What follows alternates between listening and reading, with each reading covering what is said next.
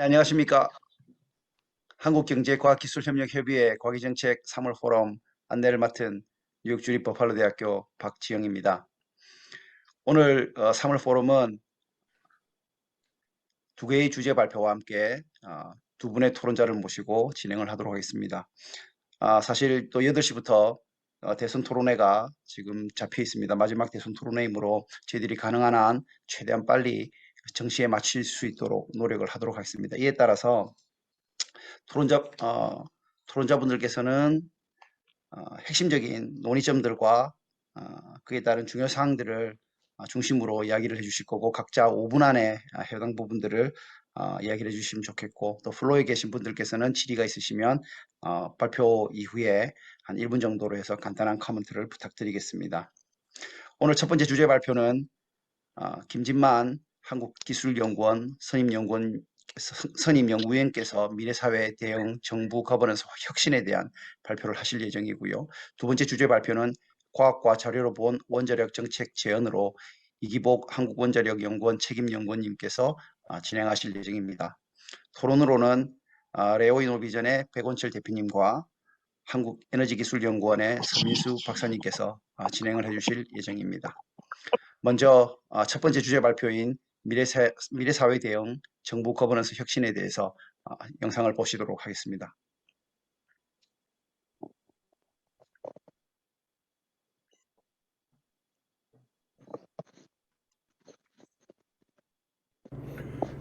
안녕하십니까. 오늘 미래사회 대응 정부 거버넌스 혁신에 대해서 발표를 맡은 김진만이라고 합니다. 한국 경제과학기술협의회 정책 보고서를 중심으로 발표를 진행하겠습니다. 우선은 세 가지를 말씀드리려고 합니다. 첫 번째는 국내 정책 환경이 어떻게 변하고 있는지를 한번 살펴보고요. 그러한 국내 정책 변화에 따라서 정부 거버넌스 혁신 전략을 어떻게 추진할 것인가, 그러한 혁신 전략에 의해서 혁신 방안 세 가지를 말씀드리려고 합니다.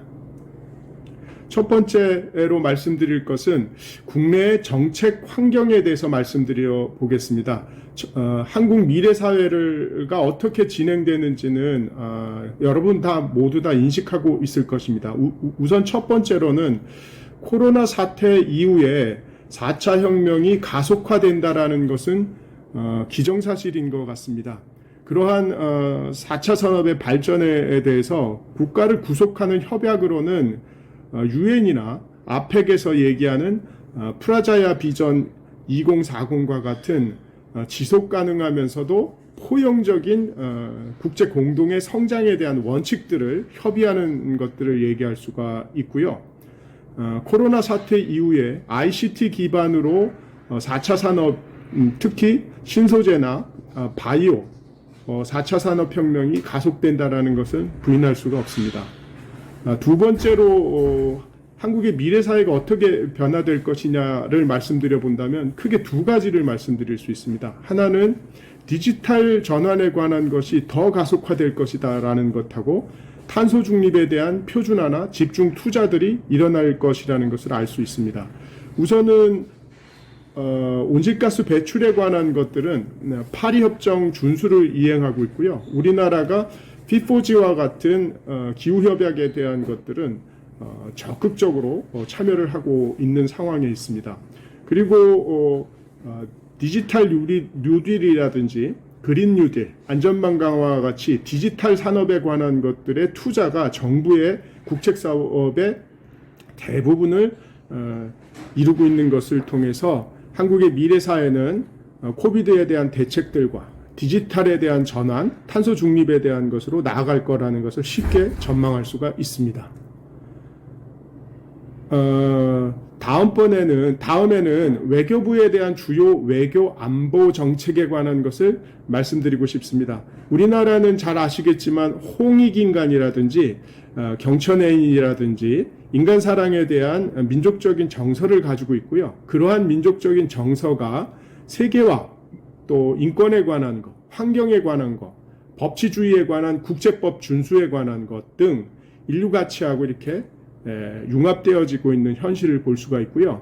외교 안보적인 것들을 살펴보면 국방과 안보에 대한 과학기술에 대한 필요성이 계속 증대되고 있습니다. 우선은 EU하고 중국이 국제법 준수에 관한 것으로 계속 충돌되고 있고요. 미중 간에도 경제나 군사적인 갈등들이 신냉전이라는 이름으로 장기화되고 있습니다. 그리고 동북아에서 한중에서는 사드 배치, 한일에서는 경제보복, 중일 간에서는 센가쿠 열도의 충돌들이 발생되어서 이 국방과학기술에 대한 것들이 계속 부각되고 있는 실정에 있습니다.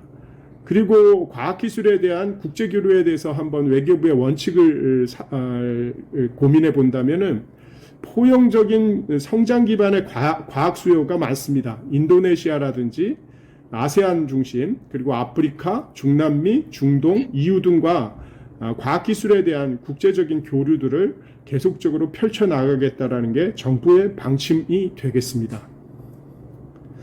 세 번째로는 화면에서 보시는 것처럼 과학기술에 대한 정부 공약들이 물밀듯이 나오고 있습니다.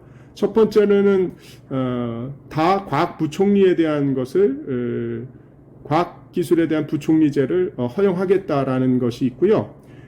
디지털 전환에 대한 공약들, 탄소 중립에 대한 거, 기후 에너지에 관한 거, 스마트 강군 등 국방 공약에 관한 것들이 나오고 있어서 디지털에 관한 거, 그 다음에 그린 에너지에 관한 거, 국방에 관한 것들에 대한 정부 가버넌스가 필요한 실정에 이르렀다라고 말씀드릴 수 있겠습니다.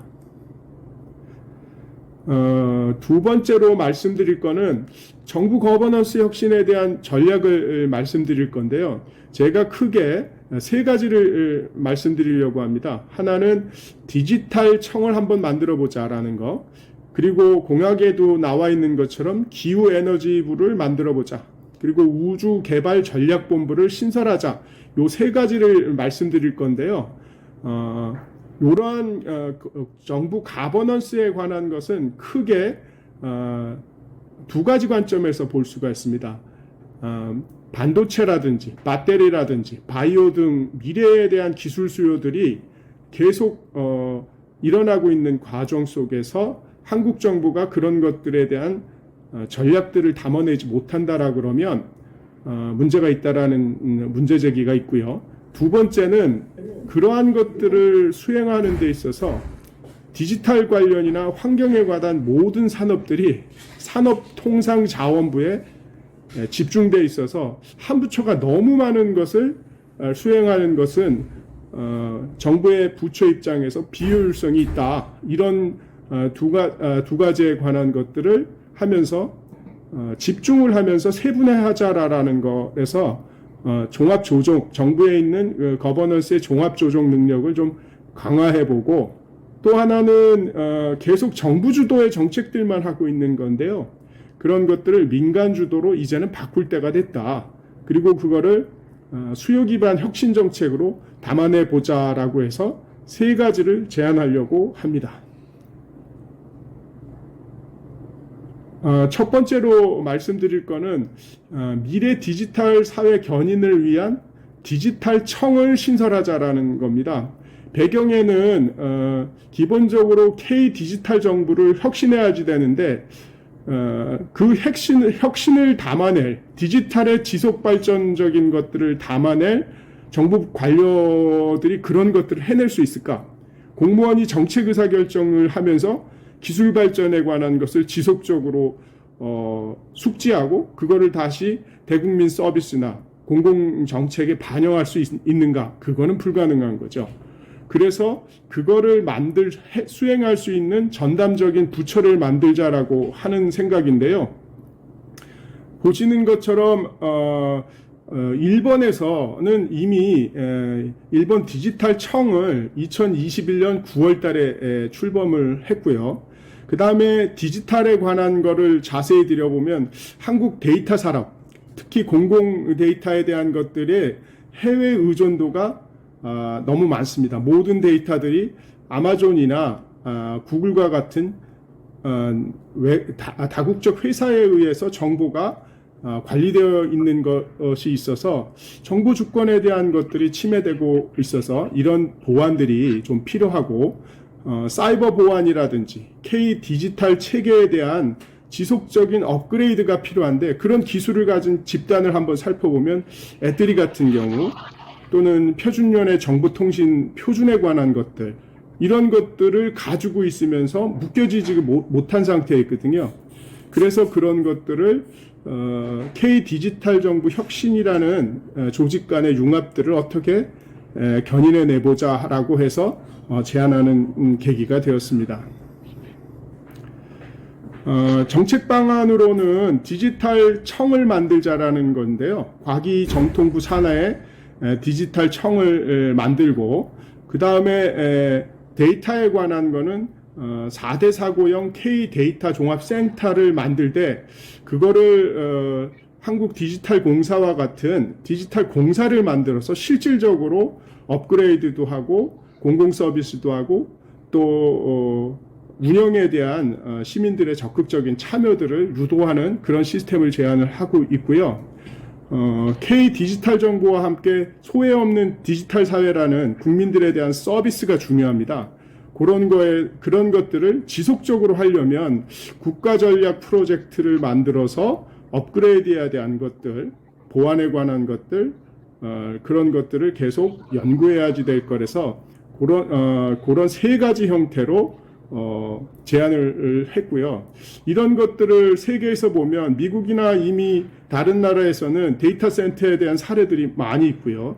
우리나라에서도 범부처 디지털위원회라든지 국무총리 밑에 과기정통부 장관을 놓고 디지털 청장을 두는 형태를 제안해 보았습니다.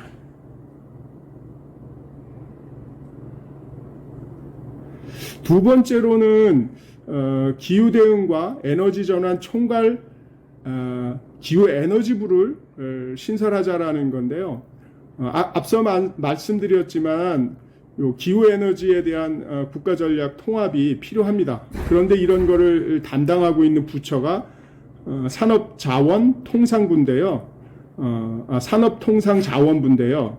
이 산업통상사원부가 국책연구기관의 12개나 11개 정도가 다 산업통상부 산자부 소속입니다. 그 소리는 국책연구기관의 반 이상이 산자부에 소속되어 있던 기관이었다라는 것을 본다 그러면 얼마만큼 국가에 대한 사업들이 산자부 중심으로 이루어지고 있는지를 알 수가 있는 거죠. 그래서 한 부처에 산업통상부가 문제가 있다라는 것이 아니고 너무 많은 업무를 이어서 국정에 대한 효율성이 떨어지고 있다. 이에 대한 대비가 필요하다라는 거고요. 민주당에서 이제 관련 공약들을 살펴보면 산업 대전환을 공약을 했고, 기후 에너지하고 그린 산업, 에너지 대전환에 대한 정책들이 이미 나와 있는 상태입니다. 근데 거버넌스에 대한 구체성이 없기 때문에 저희가 한번 제안을 해 보았습니다.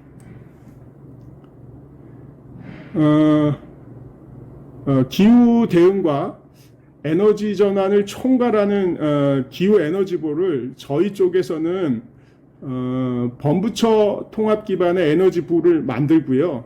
그 다음에 2050 탄소 중립위원회를 신설하는 것을 첫 번째 방안으로 제시를 했습니다. 두 번째로는 탄소 중립 에너지 믹스 위원회를 설치하고 관련 법 개정들을 추진하는 것을 두 번째 방안으로 했고요. 그 다음에 이런 탄소 중립에 관한 것들은 미래과학에 관한 에너지 절감에 관한 것들이 있고요. 거기에 SMR이라든지 핵융합 발전이라든지 수소 에너지라든지 하는 것들이 있기 때문에 미래 기술에 대한 지속적인 연구를 필요로 하는 항목들입니다. 그래서 다부처 산업의 국가전략 프로젝트를 추진하는 것을 세 가지 방안으로 했고요. 그림에서 보듯이 이미 국가재정법이라든지 탄소중립위원회 입법이라든지 하는 것은 이미 예고가 되어서 시행되는 것도 있습니다. 이렇게 두 번째까지 말씀을 드렸고요. 마지막으로 세 번째 제안하는 것은 과학기술 기반 국가우주력 발전 우주개발전략본부를 신설하자라는 겁니다.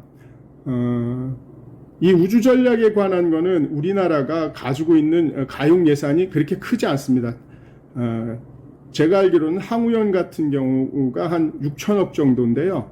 거기에 해당하는 연구는 군에서도 하고 있고, 또 민간에서도 하고 있고, 그 다음에 우리 항우연 같은 데서도 하고 있는데, 모두 다 이렇게 융합하려고 하는 생각을 하기보다는 자기가 주도해야 된다라고 하는 생각들을 가지고 있습니다. 첫 번째로 보면은 공군하고 육군하고 해군이 있는데 우주군을 만든다라고 했을 때 지금 현재로는 공군이 주도하게 되어 있습니다. 법적으로는.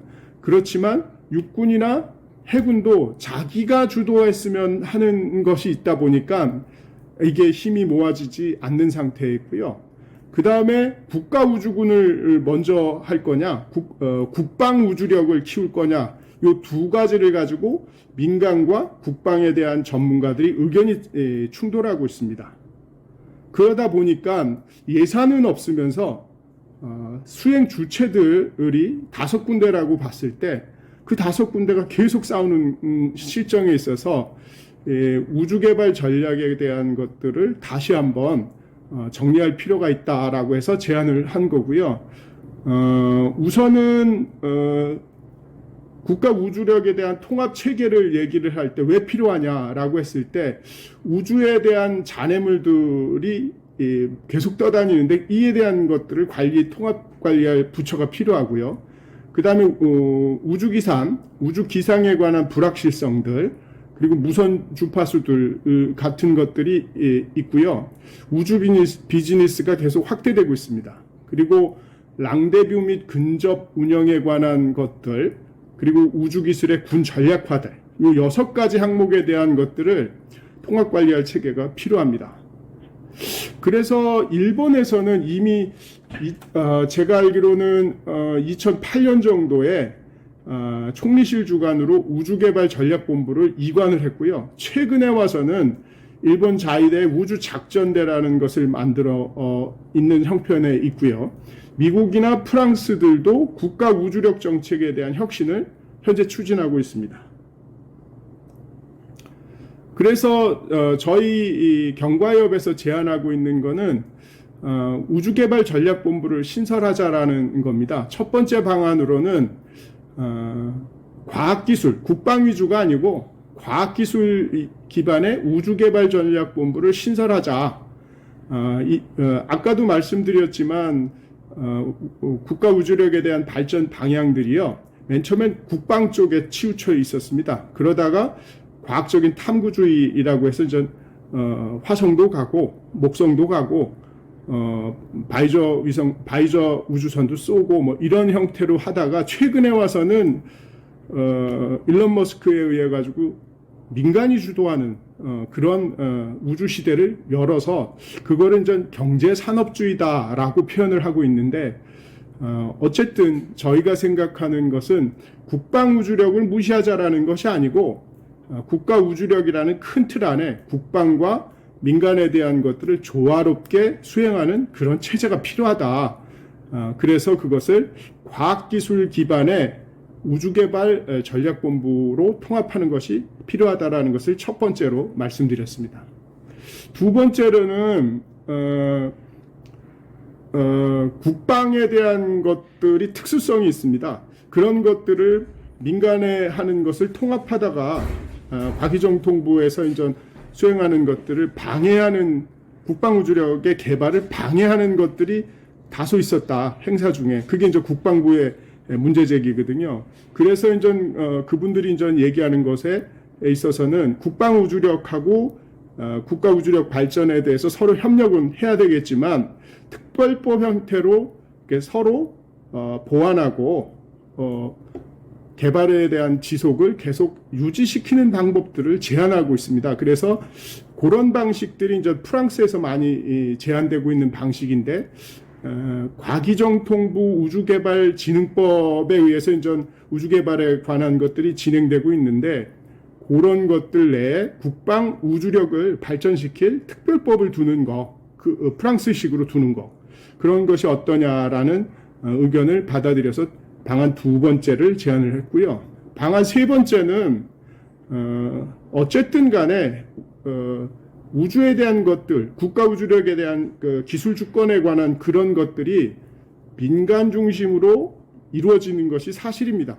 그래서 과학기술에 대한 것도 국책 연구기관에 관한 역할도 중요하지만 민간에 있는 기업들과의 융합이 중요하고요. 그것을 서포트할 때 국책기관이나 지방에 있는 대학들이 역할이 점점 중요하다라는 것을 말씀드리고 싶어서 세 번째로는 민간 중심의 산업 생태계 활성화를 유도하는 것을 제안을 했습니다. 민간 중심의 산업 생태계를 활성화한다, 되게 막연한 거라서 우선은 저희들이 이제 생각하는 거는 민간 중심의 산업 생태계를 활성화시키기 위해서 민간 우주 기술 정책 비서관 임명이라든지 또 우주항공하고 ICT 융합기술 기획단을 창설한다든지 인력에 관한 것이 별로 없습니다. 그런 것을 군 문제, 군 복무까지 포함하는 국가우주력 인력순환제 등을 제안을 해봤고요. 그래서 이제 산업 생태계를 좀 활성화를 유도할 필요가 있다라는 것을 방안으로 세 가지를 제안해 보았습니다. 이렇게 이제 저희가 정부 거버넌스 혁신에 대한 세 가지를 말씀드렸습니다. 예, 이상입니다. 끝까지 시청해 주셔서 감사합니다. 예, 대단히 감사합니다. 김진만 박사님의 다가올 미래 사회에 대응하는 정부 거버넌스 혁신이 어떤 방향으로 되어야 될 건가에 대해서 잘 들어보았습니다. 토론은 같이 하도록 하고요. 다음 두 번째 주제 발표인 이복 박사님의 과학과 자료로 본 원자력 정책 제안에 대해서 한번 영상을 시청하도록 하겠습니다.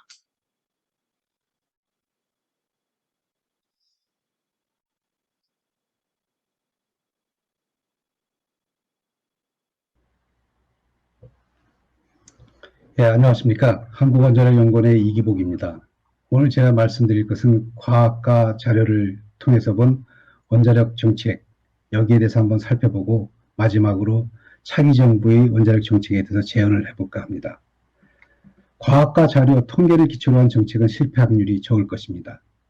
그래서 오늘은 인공지능이 데이터베이스 통계 자료와 과학적 추론으로 문제를 해결하거나 결과를 추정하는 것처럼 우리가 마치 인공지능이 된 것처럼 감정이라든지 공포, 불안은 멀리하고 과학과 자료로 원자력을 한번 판단해 보고자 합니다.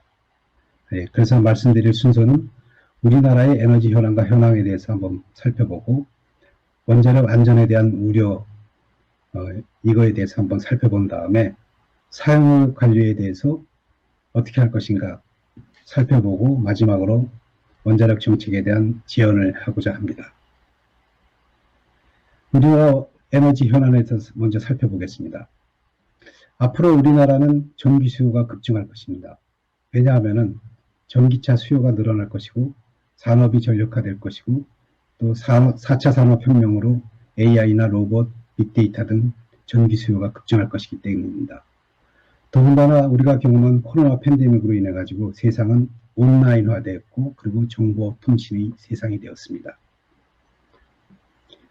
인류 공존을 갖다가 막는 온실가스 감축은 전 세계의 숙명입니다. 그래서 탄소 중립을 꼭 이룩해야 됩니다.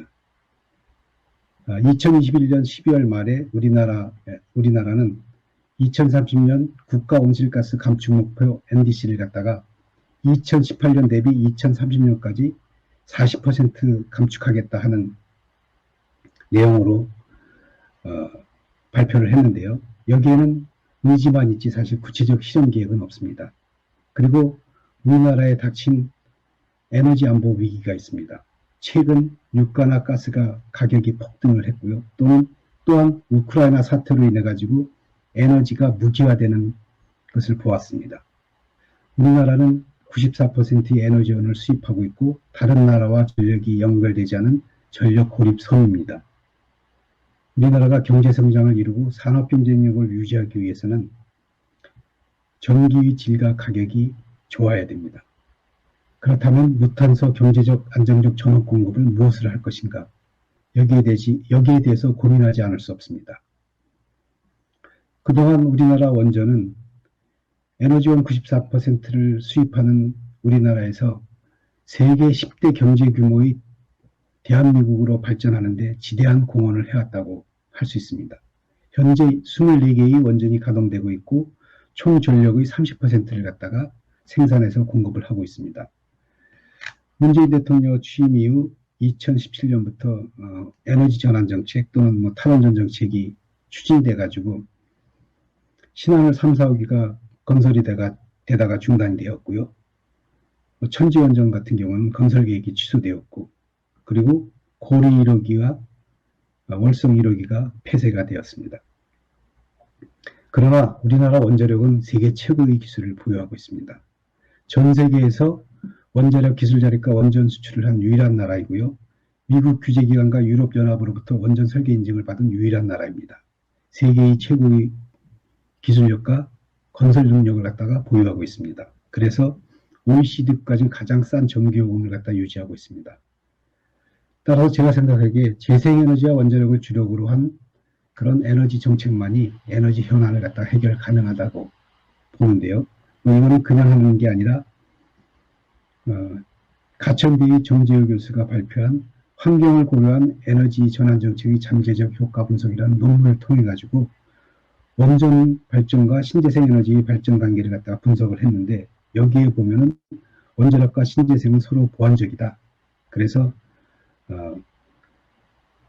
원전이 확대되면은 신재생도 확대할 수 있는 그런 기반을 마련할 수가 있다. 그래서 신재생 발전과 원전 비율을 동시 확대하는 것이 가장 합리적이며 효율적인 그런 에너지 정책 방안이다 하고 얘기를 하고 있습니다.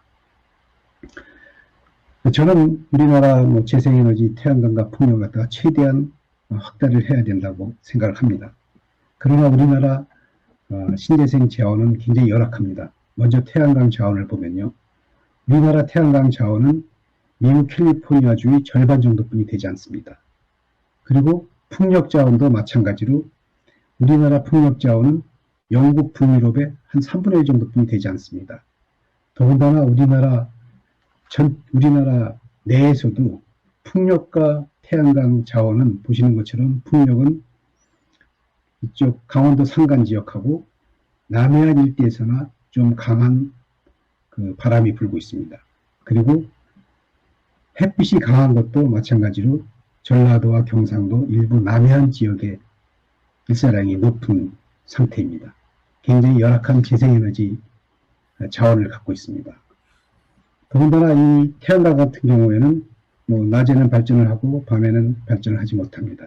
이러한 간헐성, 그리고 공급 불안전성, 그렇기 때문에 또 저효율성을 갖고 있습니다. 이는 어쩔 수 없이 갖고 있는 재생에너지의 한계지요. 이 그림은 지금 2050 탄소 중립 시나리오 1에 따라 가지고 분석한 결과인데요. 첫 번째, 2050년 어느 날 하루 동안의 전력 생산을 보여주고 있는 그림인데요. 보시는 것처럼 낮 동안에는 태양광이 이런 빨간색 부분과 녹색 부분이 전력을 생산하고 있습니다. 하루 동안의 전력 수요가 점선으로 나타나 있는데, 낮에는 태양광만으로도 이 전력 수요를 다 충당하고 또 전력이 남습니다. 이러한 잉여 전력은 에너지 저장 장치에 저장이 되었다가 밤에 사용을 하게 됩니다. 낮에 이렇게 태양광이 많이 발전을 하게 되니까 태양광을 제어한 다른 전력원은 발전을 줄여야 됩니다. 그래서 다른 전력원들의 발전량은 보시는 것처럼 오리 모양처럼 됐다 그래가지고 덕트 커브가 됩니다. 즉 다른 발전원들의 발전 효율은 매우 저조하게 되겠지요. 그리고 지난해에 기나긴 장마가 있었습니다.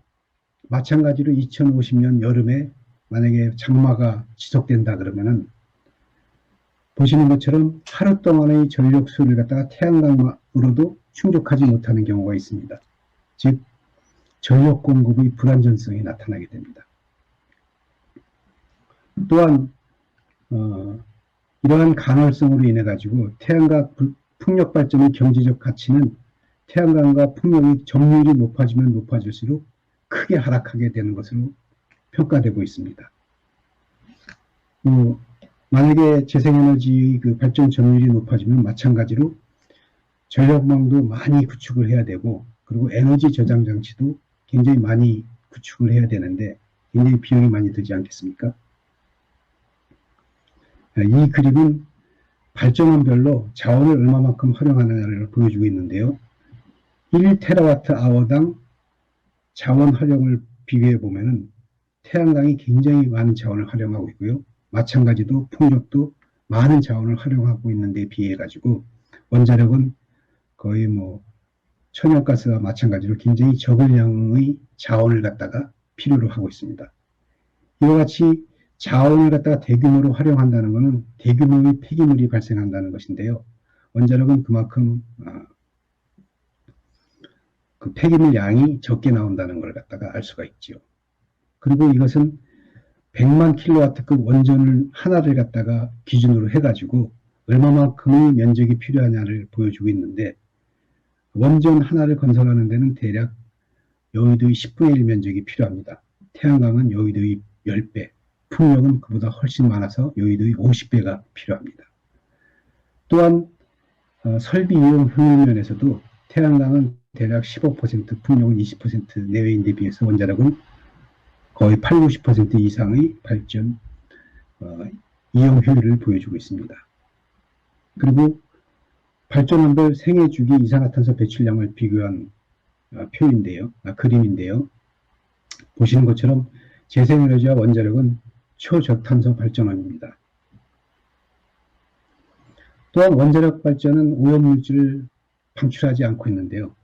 만약에 재생에너지의 대체 에너지원으로 LNG 발전을 한다 그러면은 LNG 발전은 석탄 발전보다는 오염물질이 적게 발생하지만은 질소 산화물은 석탄 발전보다 더 많이 배출을 합니다. 즉 미세먼지가 더 많이 배출되게 되겠지요. 이 그림은 지금 우리나라의 발전 단가를 갖다가 보여주고 있는데요. 보시는 것처럼 최근 몇 년 동안 원자력 발전 단가는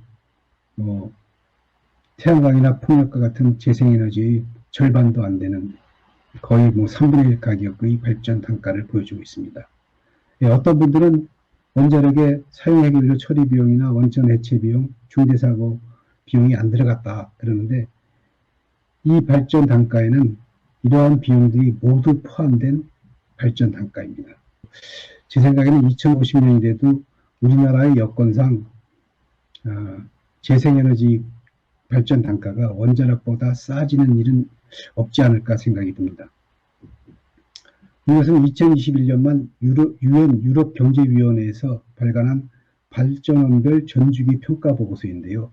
환경에 미치는 영향이 어느 정도 되느냐를 갖고 여러 가지 항목에 대해서 평가를 한 것인데, 보시는 것처럼 원자력은 집중형 태양광의 일부, 그리고 소규모 수력의 일부보다도 환경 영향은 조금 크지만은 대체적으로 일반적인 태양광과 풍력 발전보다도 원전의 환경 악영향이 작다는 그런 결론을 내리고 있습니다. 그리고 어떤 분들은 원전의 수명 연장에 대해서 좀 잘못된 정보를 갖고 있는데요. 원전은 사실 수명이 없습니다. 초기에 건설할 때 어느 정도 기간 동안의 운영 허가를 갖다 먼저 받게 되는데, 대략 40년 정도의 운영 허가를 받죠. 그 운영 기간이 다 끝나고 나면은 엄격한 안전 검사를 통해 가지고 이 원전이 여전히 안전성이 보장된다 그러면 원전을 계속 운전하게 됩니다. 이전 운전 기간 동안 이미 원전을 건설하면서 투입한 비용을 갖다 다 회수했기 때문에 원전을 갖다 계속 운전하게 되면 최고의 경제성을 갖다가 보유하게 되죠. 그래서 원전은 안전성이 보장되면은 계속 운전하는 것이 가장 경제적입니다. 우리나라 원전 건설 가격 경쟁력은 세계 최고입니다. 2009년 UAE의 원전을 갖다 4기를 수출했는데 그때 우리나라는 정해진 기간 동안, 약속한 기간 동안, 그리고 약속한 예산을 가지고 원전 건설을 갖다가 성공리에 이루었습니다. 우리나라의 그 원전 건설 가격은 보시는 것처럼 미국의 거의 4분의 1, 프랑스의 거의 2분의 1 정도에 불과합니다. 굉장한 경쟁력을 갖고 있는 것입니다. 이런 원자력의 많은 장점에도 불구하고 국민들이 안전에 대해서 굉장히 많은 우려를 하고 있는데요. 이것은 체르노빌과 후쿠시마 사고로 인해 가지고 아직도 여전히 공포와 불안을 갖고 있기 때문인데요. 체르노빌은 흑연로이고 후쿠시마 원전은 비등경수로입니다. 우리나라에는 없는 원전이고요. 우리나라 원전은 모두 가압경수로서 굉장히 튼튼한 경락 건물을 갖고 있습니다. 그리고 또 어떤 분들은 우리나라 원전 안전성과 높은 밀집도에 대해서도 걱정을 하고 있는데 우리나라 원전은 다수기 규제 요건을 갖다가 모두 만족을 하고 있고요. 그리고 가동원전도 신형원전 수준의 안전성을 확보하고 있고 극한재해 시에도 중대사고로 전개되는 것을 방지하기 위해서 다중방호 개념 전략을 갖다가 이미 구축을 했습니다. 아시다시피 국내 원전은 가동 연수가 총 500년 이상이 됩니다. 500년 이상 동안 사고 없이 안전하게 운영을 했고요. 향후도 마찬가지로 안전하게 운영을 할 것입니다. 왜냐하면 원전은 처음에 설계를 할 때 설계에 오류가 있을 수 있다. 그래서 요일들을 갖고 설계를 하고요. 기기는 고장날 수 있다. 그렇기 때문에 그 원전 안전 설비에 대해서 다중성, 다양성, 독립성을 갖다가 갖추고 있고요. 또 원전을 운영하면서 사람은 인적 오류를 범할 수 있기 때문에 대부분의 그 운영을 갖다가 자동화 시켰고 또 앞으로는 인공지능을 이용해 가지고 인적 오류를 최대한 배제를 할 것입니다. 이러한 안전 강화로 향후 우리나라 원전은 중대 사고는 발생하지 않을 것이고 또 서로 일어난다 하더라도 외부로 방사능이 유출되지 않을 것입니다. 원자력에 대한 바른 지식과 정보를 갖고 있으면은 우리가 갖고 있는 공포에서 벗어나고 안심할 단계에 이르지 않을까 생각합니다. 그래서 바른 지식과 정보를 갖는 것이 무엇보다 중요하다고 생각을 합니다. 앞서 말씀드린 것처럼 원전은 이런 같은 기능을 가진 설비를 2개 이상 중복 설치하는 다중성, 그리고 한 가지 기능을 달성하기 위해서 2개 이상의 그런 기기를 설치하는 다양성, 서로 2개 이상의 기기나 계통은 서로 간섭하지 않고 영향을 끼치지 않는 독립성을 보장하고 있고 또 내진 설비도 이루어지고 있습니다. 또한 방사성 물질이 외부로 어떠한 경우에도 유출되지 않도록 다중의 방호벽을 갖추고 있는데요. 이 중에서 마지막 단계인 원자로 경락 건물은 대략 1m 20cm 정도의 굉장히 두꺼운 콘크리트로 이루어져 있어서 보시는 것처럼 경락 건물 충돌 시험에서도 그 안전성이 입증되었습니다. 잠시 이걸 보도록 하겠습니다. 시속 800km/h의 여객기가 경락 건물 벽에 충돌을 하는데 여객기는 산산조각이 나서 먼지가 되었지만 경락 건물은 그 건전성을 그대로 유지하고 있습니다.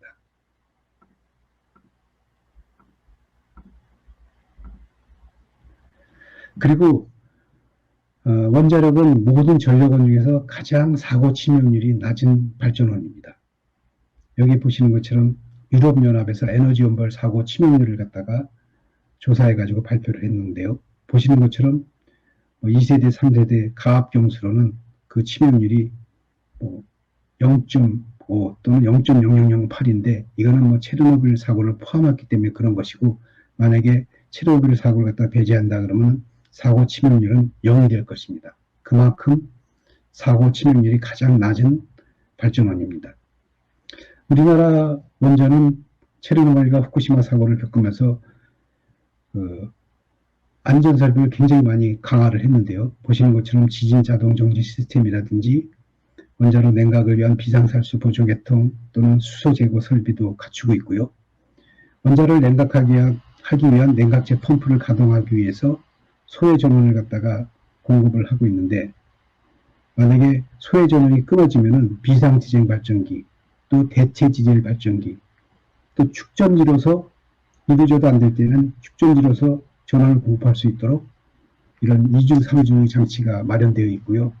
또한 이동용 발전차가 있어가지고 이것까지도 고장이 나면은 언제든지 와서 전력을 갖다 공급할 수 있도록 외부 자원을 확보하고 있습니다.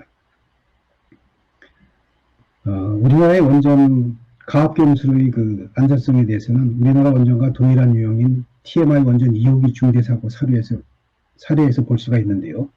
1979년 중대사고가 TMI 2호기에서 일어났습니다. 그렇지만은 방사능물질이 외부로 극소량 주위 환경 오염은 없었고, 보시는 것처럼 2019년까지 2호기가 되었지만 1호기는 계속 운전을 했습니다.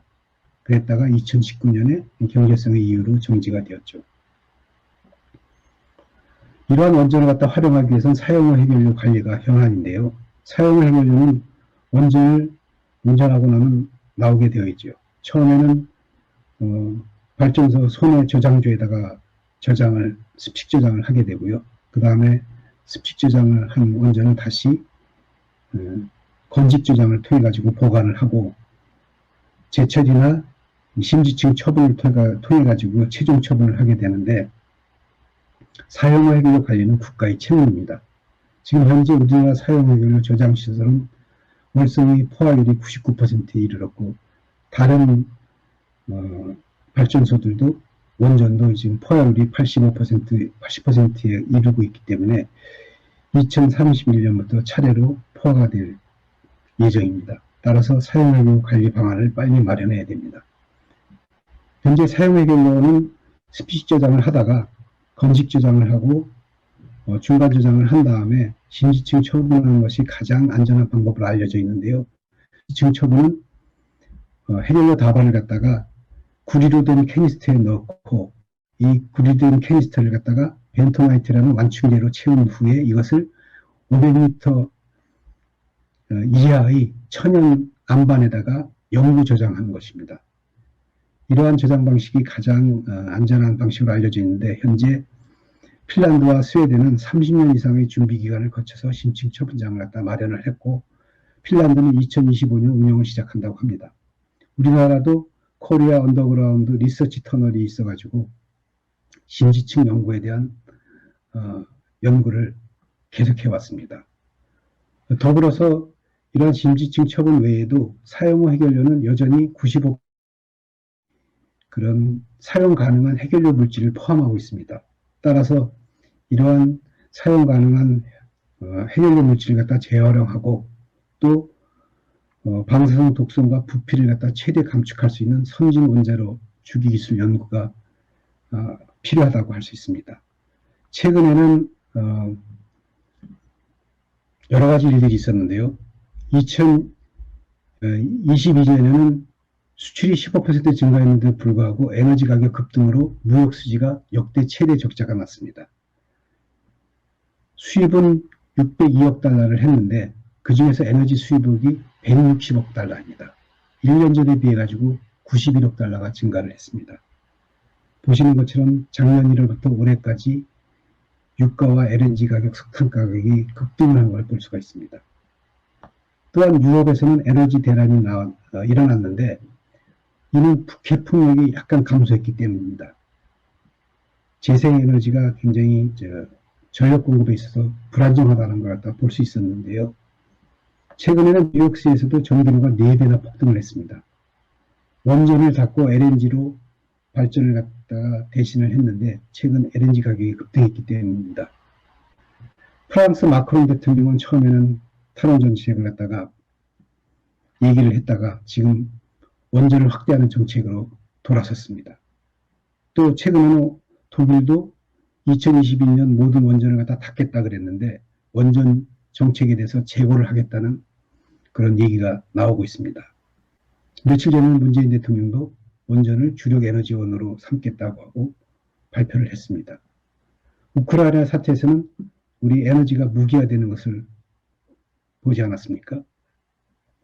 앞으로는 아리백이라든지 또는 카본 제로나 카본 프리 이런 걸로 인해 가지고 세계 경제가 아마 개편이 될 것입니다. 최근 유럽연합에서는 원자력과 천연 가스를 갖다가 그린 텍소노미에 포함을 시켰는데요.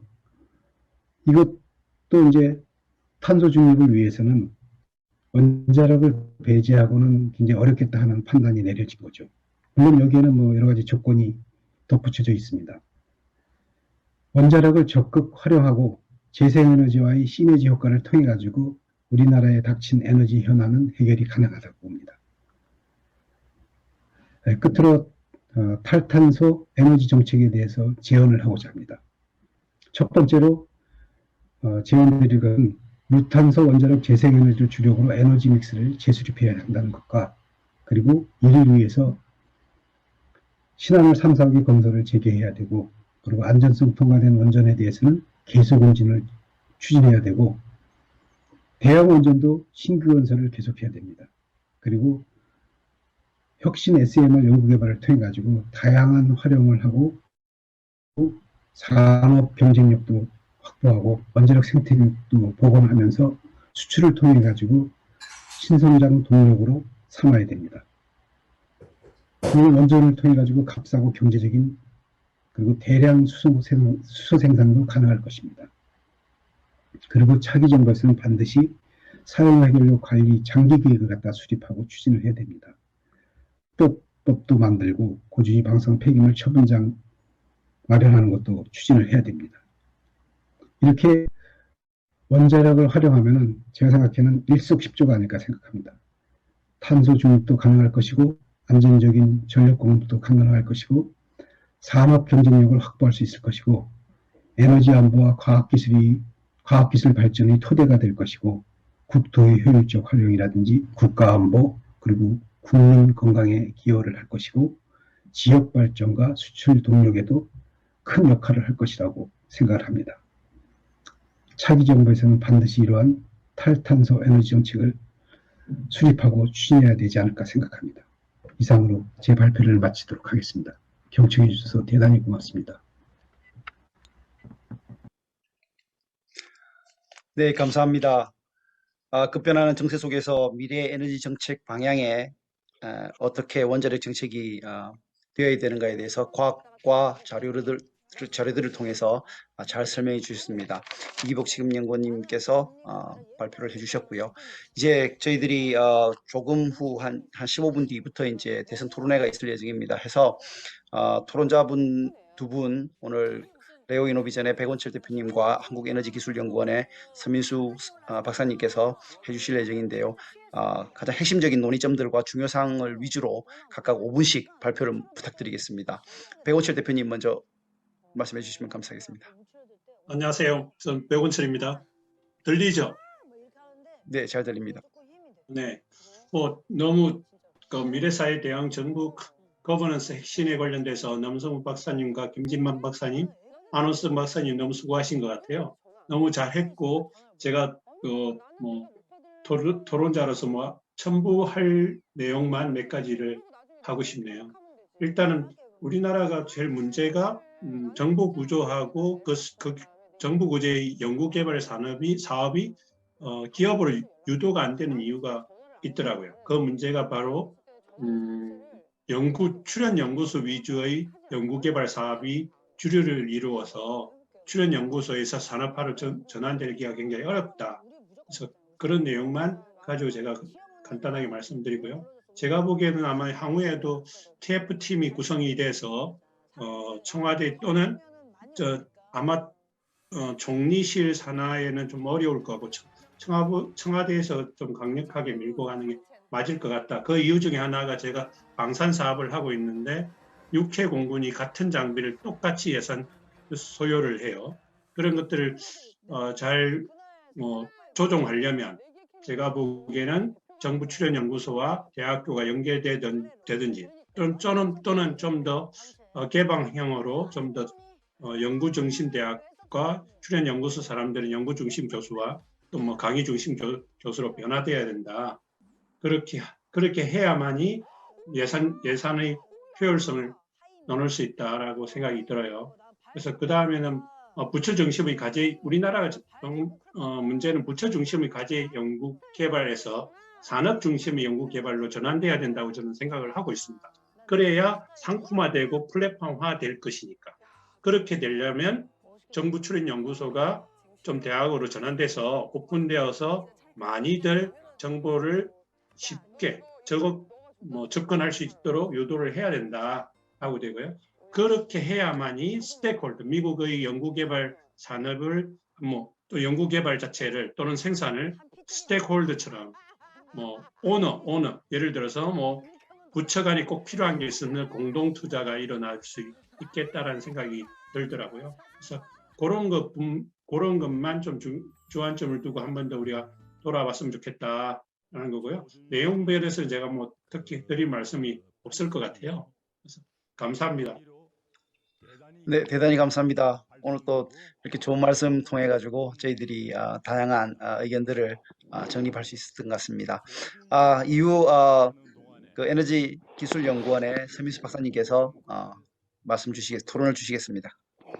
예, 그 발표자님들의 노고에 감사드립니다. 좋은 발표를 잘 들었고요. 아마 저와 비슷하게 생각을 많이들 하실 텐데 원전의 안전성과 장점들, 가성비도 끝판왕인 것 같고요. 그리고 필수적이다라고 하는 그런 말씀으로 들렸습니다. 여기에 대해서 이제 몇 가지 코멘트를 드리고 이제 앞으로의 방향을 이제 생각을 해봤을 때 이제 미국 에너지성도 이제 클린 에너지로 이미 분류를 해서 계속 R&D 박차를 가하고 있고 EU 쪽에도 그린 텍소노미 그 분류 체계에서도 이제 원전이 이제 포함이 되어 있는 부분, 그리고 이제 원전은 어쨌든 이 탄소 중립이라는 큰 과제, 전 세계적인 과제에 있어서는 필수 불가결하다라고 저도 생각을 공감을 크게 하고 있고요. 또 이제 여러 가지 이제 신재생이나 이제 이런 에너지 연계의 큰 징검다리 및 어쩜 베이스 기저 역할을 충분히 할 수 있지 않을까.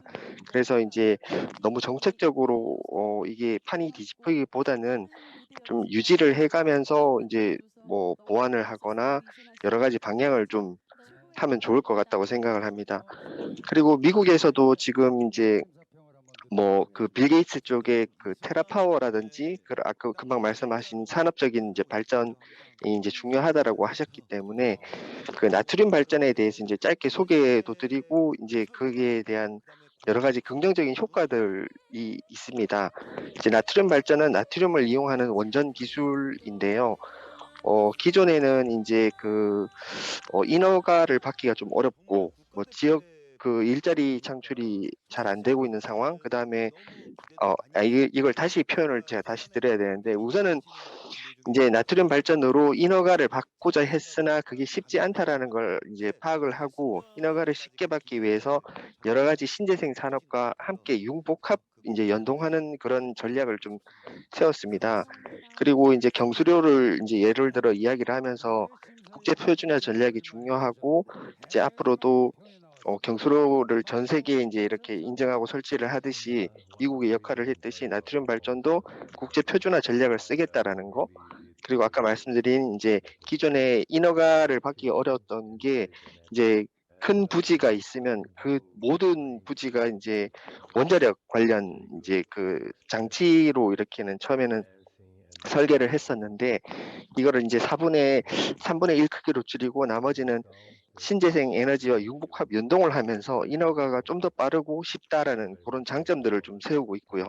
물론 여기서 전문적으로 더 들어가면은 우라늄이나 이런 원자력 연료가 아니고 그보다 또 더 이제 위험성이 낮은 연료를 쓴다라는 그런 것도 있는데 그리고 거기서 나오는 게 또 지역에 대한 일자리 창출 부분. 이제 미국하고 일본하고 이제 같이 협력을 해서 나트륨 발전소를 한 8분의 1 스케일로 지어보고 그거를 이제 스케일업하는 그런 전략을 세우고 있는 것 같습니다. 그리고 그쪽에 보면 아까 말씀드렸듯이 뉴클리어 아일랜드가 있지만 그 이외에는 태양이라든지 이제 에너지를 저장하는 열저장, 풍력, 팜 이런 융복합 연동을 이제 실질적으로 구상을 하고 이제 전략적으로 꾸며나가고 있기 때문에 이런 거를 이제 국제 표준화를 통해서 여러 국가에 또 수출하고자 하는 전략들 이런 여러 활동들을 눈여겨 보면서 저희도 이제 그동안 연구 개발되고 있는 것들이 빨리 또 새로운 기술로 나올 수 있고 사업화가 에너지 사업화가 될 수 있는 그런 전략이 좀 중요할 것 같습니다. 예, 이상입니다. 네, 감사합니다. 짧고 또 중요한 포인트들을 이렇게 보완으로 해주셔서 대단히 감사드리고요. 일단 저희들이 이제 시간이 한 5분에서 한 10분 정도 이제 남아 있습니다. 그래서 일단 플로우에서 관련되어 있는 이야기들을 먼저 좀 들어보고 저희들이 마무리할 수 있는 그런 시간을 가지면 좋겠습니다. 플로우에서 일단 먼저 이야기를 해주시면 좋겠는데요. 질의나 혹은 카멘트가 이제 있으시면 좋겠고, 아래 보시면 반응이라는 게 있습니다. 반응에 누르시면은 손들기가 있고요. 혹은 이제 그 필요하시면 손을 드시면 제가 지정을 해가지고 말씀을 드리면은 그 음소거 후에 말씀해 주시면 되겠습니다. 먼저 어느 분께서 카멘트나 질의가 있으신지. 네, 예, 말씀하십시오. 예. 이 박사님, 저 원자력 관련해서 발표 잘 들었습니다. 그 질문이 있는데, 제가 원자력 전문가는 아니지만 거대 공공 정책 연구 관점에서 그 관심을 많이 가지고 있습니다. 근데 발표에서도 언급해 주셨지만은 일단 그 사용 후 해결료 처리 공간의 문제는 굉장한 사회 문제였죠. 우리나라만 아니라 언급해 주신 핀란드나 스웨덴 이런 나라들도 문제고, 핀란드 경우에는 자국 내에 처리 장소를 찾는 데만 30년이 걸렸다고 볼 수 있는 거죠. 해외에 하려다가 그건 비윤리적인 거라고 해서 다시 자기 나라로 돌아오고, 이런 고통스러운 과정이 있다라는 거를 원자력 연구원이 그 문제를 해소는 안 해도 되지만 이게 사회 부담인데, 지금 경과협 차원에서 얘기하실 때에는 원자력 발전 연구원 입장이 아니라 사실은 출연연의 역할이 그런 거지만 국가 대표 싱크탱크로서의 어떤 조금 이해관계와 거리를 두고 얘기를 하실 필요도 있지 않나, 그런 생각이 들었어요. 이게 쉬운 문제가 아닌데 굉장히 간단히 처리될 수 있는 문제처럼, 또는 누군가가 떠안으면 되는 문제처럼 하실 얘기는 아닌 것 같습니다. 또 잘 말씀하셨지만 우리나라는 전 세계에서 원전 밀도가 제일 높은 나라입니다. 예. 그리고 프랑스나 이런 데 다시 회귀하고 있다고 하지만 이미 절반을 줄였죠. 그런 거에 비하면 우리는 가장 밀도가 높은 프랑스 대비 이미 2배인 나라예요. 그런데 더 늘리자? 그런 어떤 에너지 비용 측면에서는 저스파이 될 수 있을지 몰라도 아까 처리 문제나 사회적인 위험 수용 문제나 그다음에 그 지역당 밀도로 봤을 때 어떤 우리는 포화에 가깝다라는 그런 문제, 여러 가지를 같이 고려를 하실 필요가 있지 않을까, 이런 생각이 들었습니다. 예, 좋은 의견 고맙습니다. 제가 출연연 입장에서 얘기한 것도 아니고 또 원자력 연구원 입장에서 얘기한 게 아니라, 이런 아까 서두에 말씀드린 것처럼 과학과 자료로 한번 판단을 해보자는 거고요. 그동안 사용 해결료 처리 처분에 대해서는 우리나라는 이미 많은 시행착오랄까요? 아니면 안면도 사태라든지 여러 개, 또 박근혜 정부 때 세웠던 사용 후 해결료 공론화라든지, 그리고 또 이번에 문재인 대통령 이 정부에서도 마찬가지로 재검토위원회가 있어가지고 또 한 번 우리 공론화도 시도를 하고 있지 않습니까? 그렇지만 실제로 결론은 크게 달라지지 않았는데요.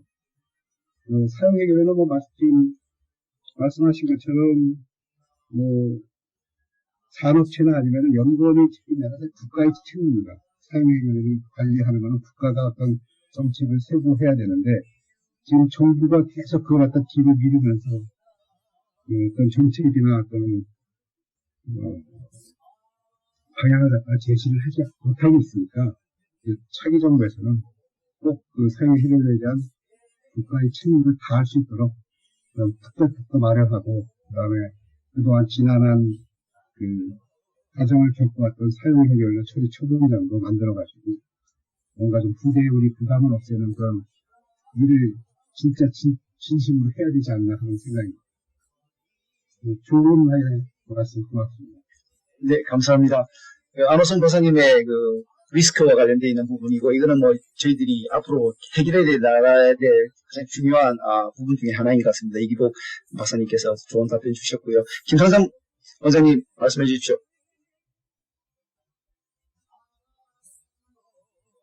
시간이 없는 것 같아서 간단하게 말씀드리겠습니다. 두 분 발표 잘 들었습니다.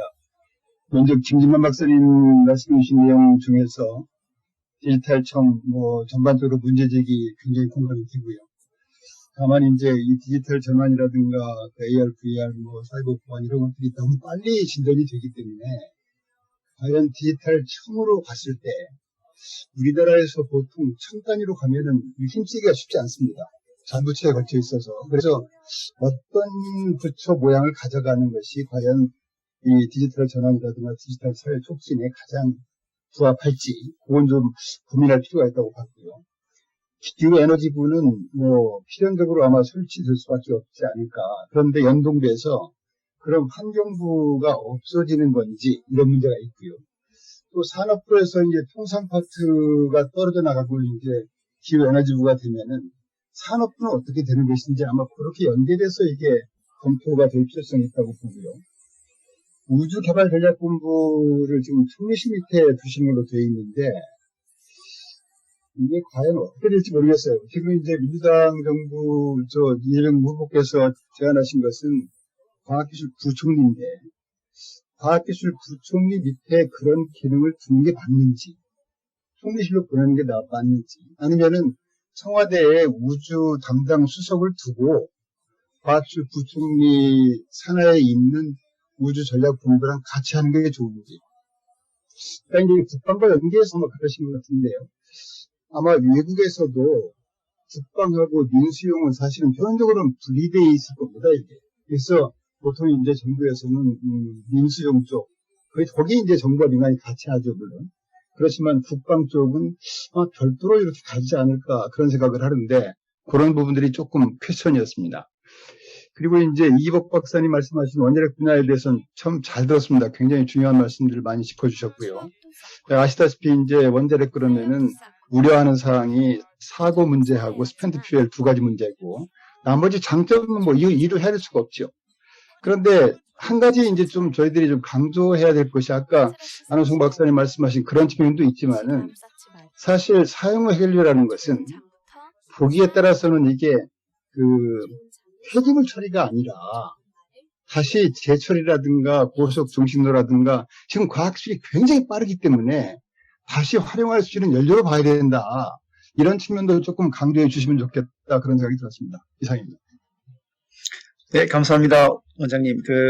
김진만 박사님 간단하게 짧게 답변 부탁드리고 이기복 박사님께서도 혹시 필요하시면 간단하게 부탁드리겠습니다. 제가 지금 답변할 수 있는 거는 두 가지인데요. 하나는 디지털 청에 대한 것이 청 단위로 거버넌스를 고민하면 실행력이 약하지 않느냐라는 지적이 계셨는데 그거는 맞는 말씀입니다.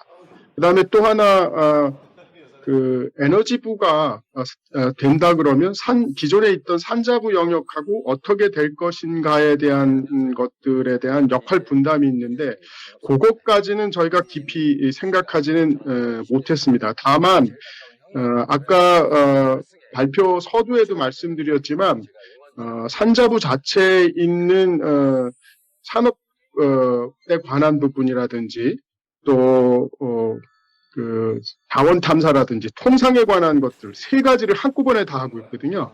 그래서 에너지부 같은 경우가 국제 이행에 대한 탄소 중립에 관한 것들을 이용하기 위해서 분리된다라고 해도 그렇게 큰 문제가 되지 않을 정도라고 하는 그런 코멘트고요. 그리고 아마 이런 거에 대한 것들은 정부에서도 많이 고민하고 있기 때문에 경과협에서 이런 이슈 제기 또는 이렇게 보이는 프레임을 제공했다 정도로 생각하시는 거지 실제로 민주당 내에서 협의되는 거는 거버넌스에 대한 거는 상위 구조에서 하고 있기 때문에 정책위에서도 하지 않는 상태입니다. 다만 이렇게 우리도 고민하고 있다 요 정도고요. 원장님 지적하신 게 다 맞습니다. 그래서 그런 것들은 향후에 좀 잘 담아갔으면 하는 바람이 있습니다. 이상입니다. 저도 짤막하게 말씀드리면은 김상훈 원장님 지적하신 그 사용 해결료 재활용 연구도 저희들이 한 20년 정도 그 연구 이력을 갖고 있거든요. 아까 또 서민수 박사님도 말씀하셨지만은 나트륨 발전, 그 아마 소듐냉각 고속로를 말씀하신 것 같은데요. 아까 제가 사용 해결료 재활용하고 그다음에 부피 그리고 독성을 감소하는 선진 원자로 주기 기술 연구를 하고 있다는데 지금 미국하고 저희가 공동 연구를 해가지고 작년 말에 사실 결과는 나왔습니다. 그렇지만은 약간의 좀 보완도 필요하고 기밀도 필요해가지고 그걸 발표를 안 하고 있는데요. 저희들이 소듐냉각 고속로라든지 아니면 파이로 프로세싱이라 그래가지고 건식 공정 처리를 통해 가지고 그런 재활용하고 부피하고 독성을 감소시켜가지고 사용 해결료에서 나온 그런 고준위 방사성 폐기물, 그 사용 해결료는 폐기하면은 고준위 방사성 폐기물이지만은 그렇지 않으면 재활용 자원입니다. 또 재활용할 수도 있으니까 그런 연구를 지속적으로 하고 있고 앞으로도 계속 할 겁니다. 지적 고맙습니다. 감사합니다.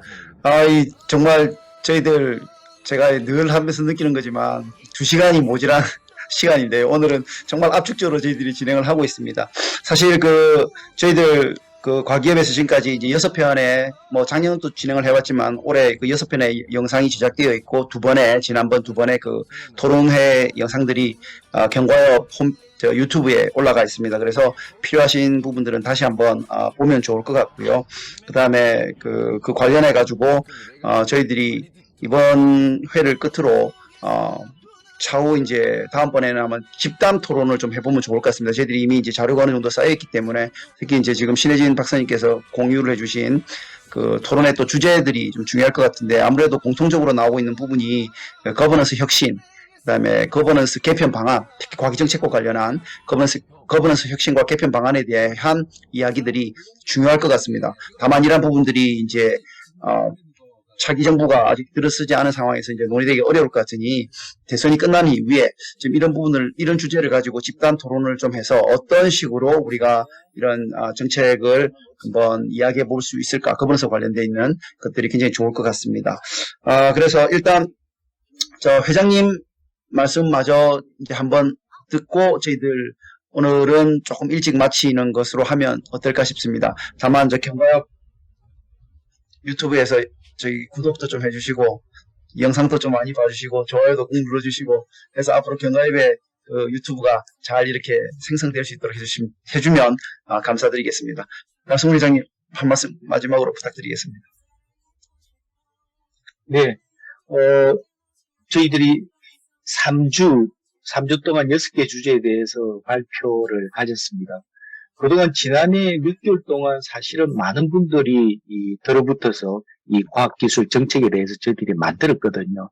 이 만든 거를 보고서로 일부 좀 전달을 했습니다만 서로 공유가 좀 잘 안 되는 면이 있어서 이런 포럼 형태를 저희들이 갖게 되었고 영상은 지금 6개가 다 만들어져 있어서 이게 우리 유튜브에 올라가 있으니까 언제든지 볼 수가 있습니다. 그래서 요거를 한 번 더 안내를 해드리겠습니다. 그래서 주변 분들한테 우리 경과의 과기정책에 대해서 관심 있는 분들한테 많은 홍보를 좀 해주시고요. 그리고 몇 분이 이제 의견을 내셨습니다만 지금 현재 우리가 6개 주제 이야기했습니다만 몇 가지가 더 지금 남아있긴 합니다. 근데 한번 중간 정도 평가하는 수준에서 토론을 한번 갖고 그 다음에 또 한번 지속적으로 우리가 만든 정책에 대해서 의논을 하면 좋겠습니다. 근데 저희들이 이 과기정책을 만들 때는 어느 당도 과기정책이 나오지 않은 상태에서 우리는 이렇게 하면 좋겠다는 우리 그냥 과학기술인으로서의 바람을 그냥 담았던 겁니다. 그래서 지금 현재 민주당이나 국민의힘 과기정책하고는 왜 차이가 있느냐? 저희들은 순수 과학기술인으로서 그냥 저희들 제안을 했기 때문에 그런 차이가 좀 있다는 것을 좀 감안하고 봐주셨으면 합니다. 오늘도 귀한 시간 내어 참석해 주신 많은 분들께 감사 말씀드립니다. 감사합니다. 네, 혹시 이제 마지막으로 여러분들 질의라든지 유튜브를 시청하시는 분들께서 어떤 부분에 대한 자료 요청 같은 게 있으시면 댓글에다가 남겨주시면은 저희들이 자료와 관련되어 있는 부분들을 검수한 뒤에 전달해 드릴 수 있도록 하겠습니다. 댓글에는 유튜브 댓글에는 이메일 주소 등도 같이 남겨주시면 감사하겠고, 그 다음에 이제 컨택은 경과일보로 이렇게 해주시면 되겠습니다. 오늘 대단히 수고하셨습니다. 감사합니다. 감사합니다. 감사합니다. 감사합니다.